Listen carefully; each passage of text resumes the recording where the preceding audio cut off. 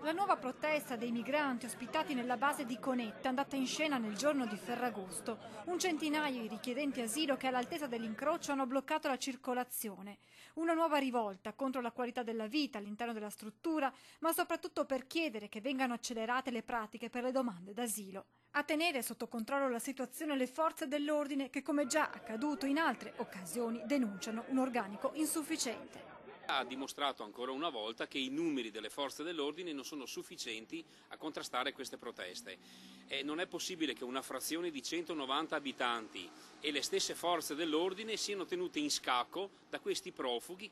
Da un lato dunque le richieste dei migranti, dall'altro quella delle forze dell'ordine. 6 uomini a disposizione sono praticamente insufficienti. Chioggia merita sicuramente più attenzione da parte della politica nazionale. L'UGL ancora una volta chiede che la base di Conetta venga alleggerita. I numeri sono sempre alti, 1400 profughi accatastati all'interno di questa base, 190 abitanti che ovviamente hanno paura e forze dell'ordine continuamente tenute sotto scacco da questi personaggi. Anzi, auspichiamo che questi personaggi che ieri hanno protestato, che venga ovviamente tolta l'ospitalità in Italia.